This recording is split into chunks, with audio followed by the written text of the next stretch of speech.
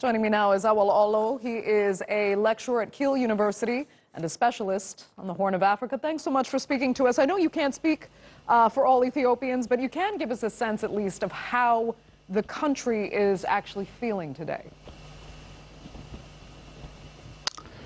I think speaking to some of my colleagues back home and looking on at some of the sentiments expressed on social media, I think this is received as a phenomenally important news for Ethiopia, but also broadly for the African continent, for an African statesman to be recognized as such. And I think that is absolutely important, not just for Ethiopians, but also for Africa more broadly.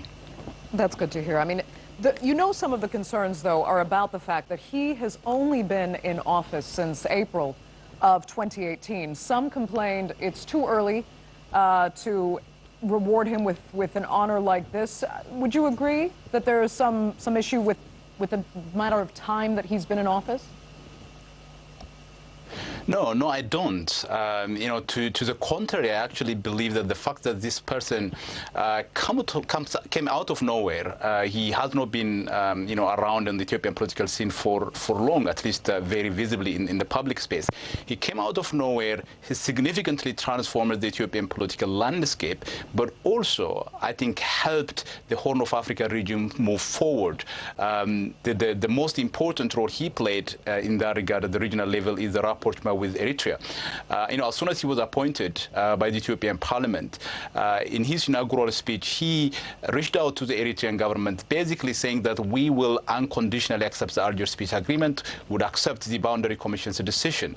And then most people thought that this is the same gesture that was expressed by other prime ministers in the past and nothing new. But Abiy proved everybody wrong by actually following through his commitment and changing the relationship between Ethiopia and Eritrea, allowing thousands of families who were split by that senseless war. So I think it's a great achievement for the region.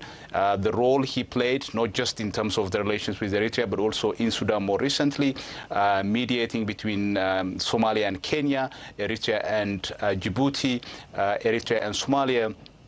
I think having somebody that has that level of dedication and commitment to the peace agenda is absolutely crucial, and he deserves the recognition. And the fact that he was only in office for a year and a half, I don't think that is material for this agenda, for this recognition. Fair enough. I mean, it's hard to overstate really what he has achieved, especially in respect to the peace agreement with Eritrea. We're talking about a military that seemed to form its entire identity on conflict with Ethiopia, and he managed to bridge massive gaps in order to open the borders, to reinstate even air travel between the two countries. It is remarkable. You want to see him really become a model then for African leaders. I mean, do you believe he will continue then to live up to these kinds of standards and ideals going forward? I think the fact that he was recognized by the Nobel Committee is not simply a recognition of what he has achieved already, but it's also a call to action. What that means is that people on the ground in Ethiopia and the region will hold him up to the standards of a Nobel laureate, a standard that's expected of somebody that is recognized at that level. So in a way, it's a call for action. There is a lot that needs to be done in the region, but also most importantly in Ethiopia itself. It's a highly fractious, highly fragile transitional process that he is leading, and I think he will be judged, you know, by how he, you know, manages or how he tries to get the country over the line. So the responsibility on him is huge already. The fact that I think he is recognized by this award makes his responsibility far more visible to actors throughout the world. Okay, what do you think Eritrean leaders are saying across the border today about this award? Well, the Eritrean leadership obviously played a part in resolving the problem with Ethiopia. Had it not been for a positive response on the part of the Eritrean government, this would not have happened. But I think Abiy's recognition is not just in relation to the, ending the 20 years of military stalemate with Eritrea, but also, I think, a much more broader and deeper commitment to the peace agenda, both at home and also in the region.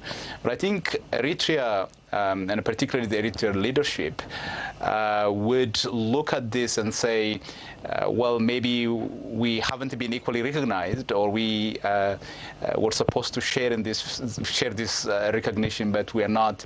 And I think they also acknowledge and recognize the problem internally within Eritrea itself, and how that would certainly plays a part in the fact that only one person is recognized when it clearly takes two people to work out a deal. Okay, well, Allo joining us there. Thank you so much for that.